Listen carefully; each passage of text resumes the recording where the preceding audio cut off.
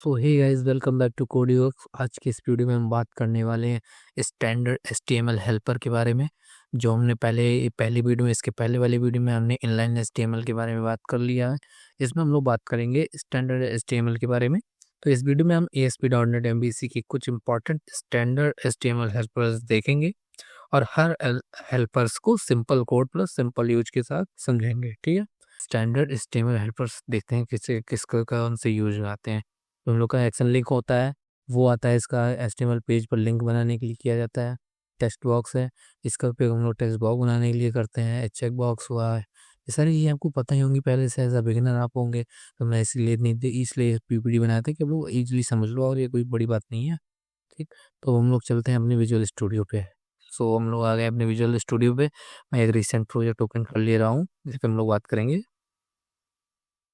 सो ये मेरा project open हो गया है गाइस। तो मैं सबसे पहले कंट्रोलर क्रिएट कर लूँगा। मैं इसलिए इतना बिगिनर बना रहा हूँ क्योंकि ये एक बिगिनर के लिए पूरा वीडियो है, और जिसके लिए आसान रहेगा समझने में, इसलिए मैं पूरा प्रॉपर 0 to 100 लेके चलता हूँ सारा। ठीक है, सबसे पहले हम लोग कंट्रोलर यहाँ पे क्रिएट कर लेंगे। कंट्रोलर का नेम हम कुछ भी रख सकते हैं, तो मैंने यहाँ पे होम लिख दिया है एक समझाने के लिए आप लोगों को।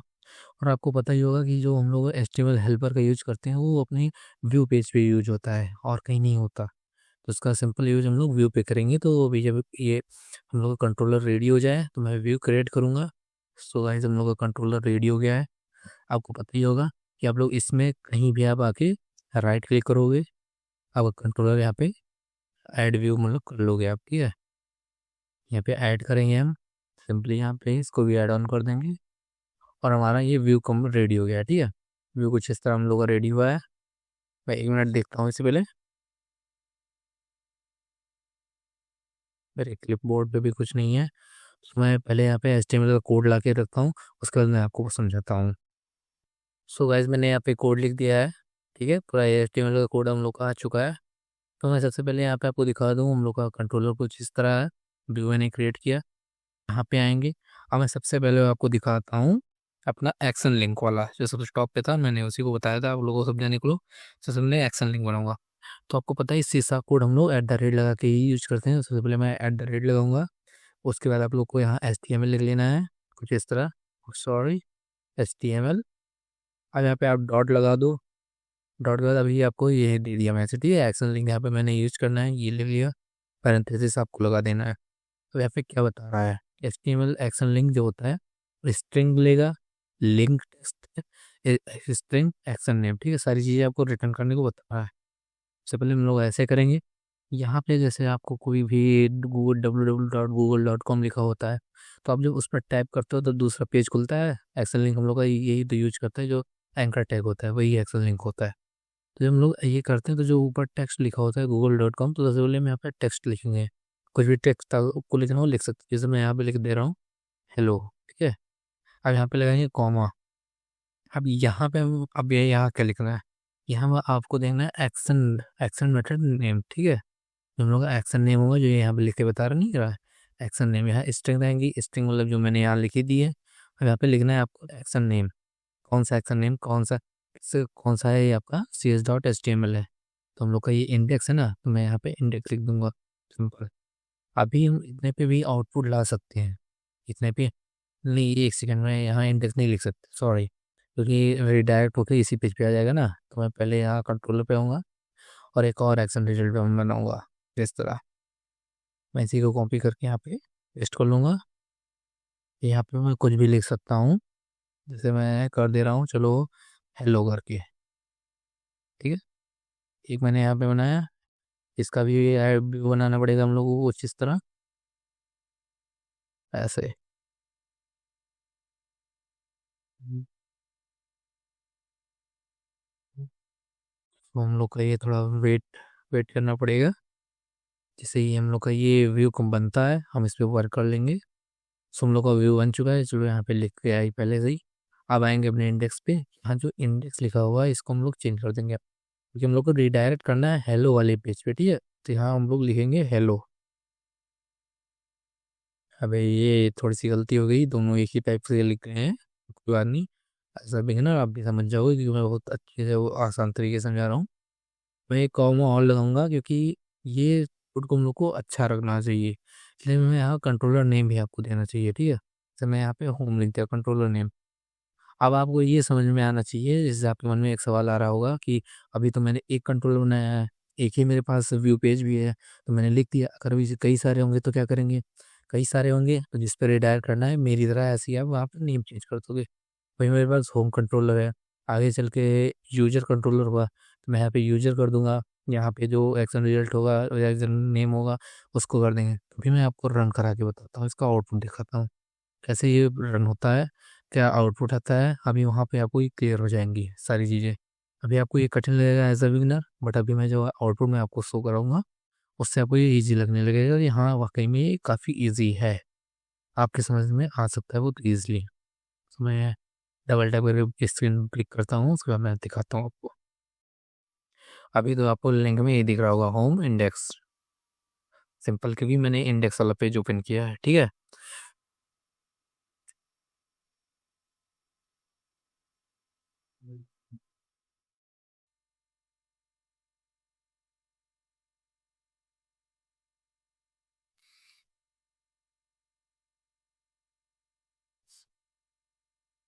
सो एक सेकंड गाइज, यहाँ पे कुछ एरर आया हुआ है, मैं देखता हूँ। मैंने लेआउट पेज डिलीट कर दिया था, बट यहाँ पे लेआउट पेज शो हो रहा है, मैं इसको डिलीट कर दूंगा, ठीक है।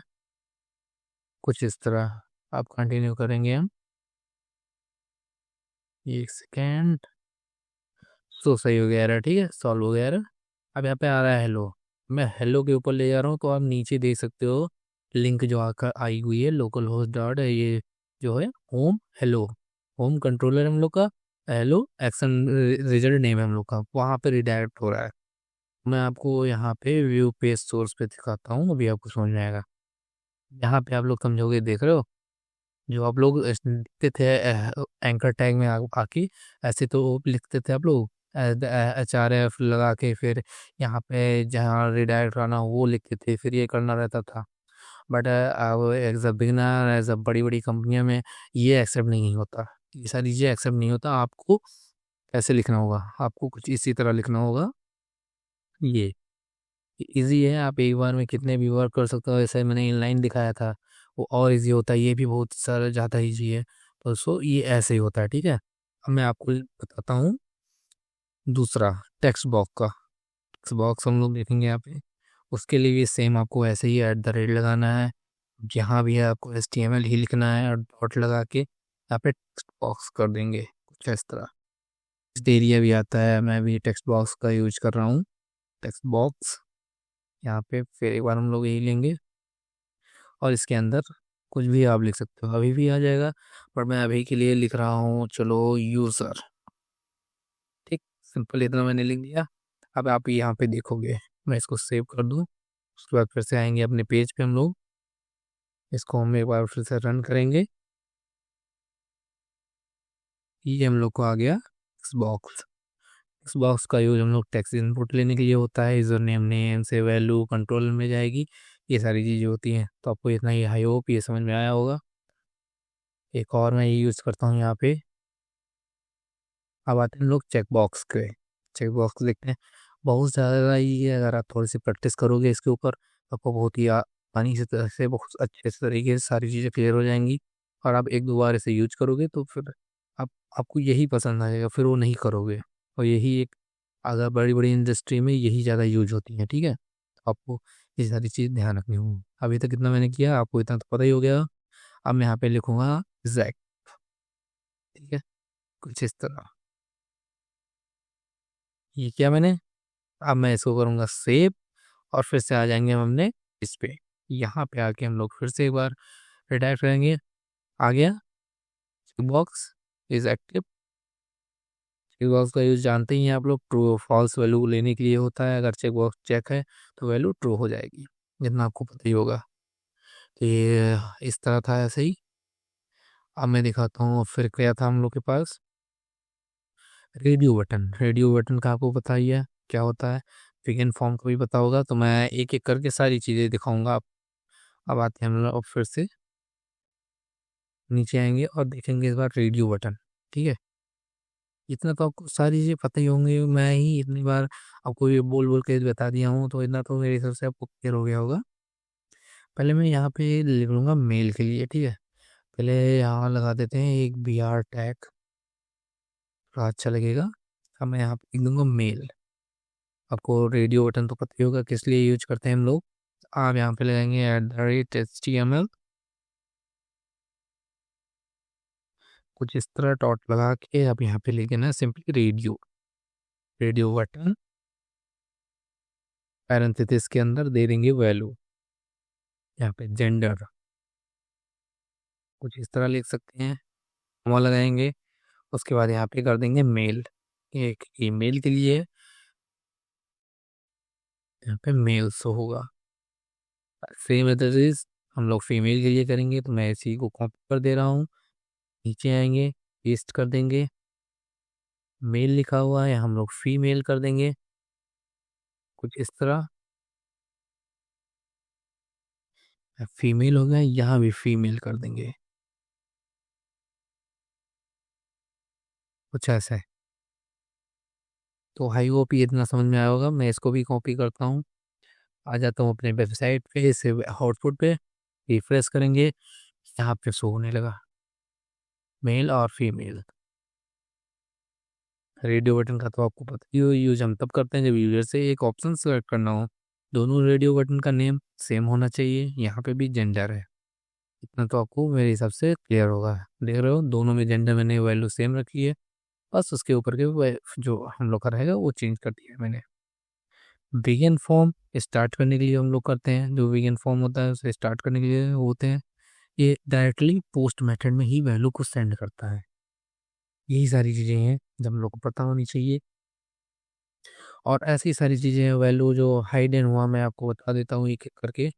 अब जो यहाँ पे बिगिन फॉर्म है उस फॉर्म को शुरू करने के लिए किया जाता है, इंड फॉर्म है इसका उपयोग हम लोग फॉर्म को इंड करने के लिए किया जाते हैं। लेकिन जो इंड फॉर्म है ये अब पुराना वर्जन में था, यूज होता था, आपकी वर्जन में ये नहीं यूज होता है, क्योंकि जैसे बहुत पुरानी वर्जन में था, इसलिए हम लोग आज के टाइम में यूज करते हैं विगन फॉर्म का। ठीक है, आज के टाइम में हम लोग विगन फॉर्म का ही यूज करते हैं, वो नहीं करते। ड्रॉप डाउन लिस्ट आपको पता ही है, इसका उपयोग हम लोग लिस्ट बनाने के लिए करते हैं, पूरी सारी लिस्ट जो बनती है वो सारी चीज़ें। सो ये सारे हेल्पर्स बेसिक लेवल के हैं। रियल प्रोजेक्ट में हम इनके फॉर वर्जन यूज करते हैं, जैसे text for, drop down list for, ऐसे सारी चीज़ें यूज करते हैं, action link for, text box for, ये सारी चीज़ें हैं। सो आज हमने ASP.NET MVC की स्टैंडर्ड HTML हेल्पर देखा है, जैसे एक्शन लिंक हुआ, टेक्स्ट बॉक्स हुआ, चेक बॉक्स हुआ, radio button, begin form, drop down list और हाइडन, ये सारी चीज़ें। सो नेक्स्ट वीडियो में हम बात करेंगे स्ट्रांगली टाइप HTML के। अगर आई होप आपको ये वीडियो समझ में आई होगी, अच्छी लगी होगी, तो लाइक एंड सब्सक्राइब जरूर करना, और कमेंट में बताना कि आप बिगनर हो या प्रो हो, भी किस लेवल पे हो ये बताना, तो मैं उसके बेसिस पे अगला वीडियो रेडी करूँगा। So thanks for watching. Keep learning, keep coding, everyone.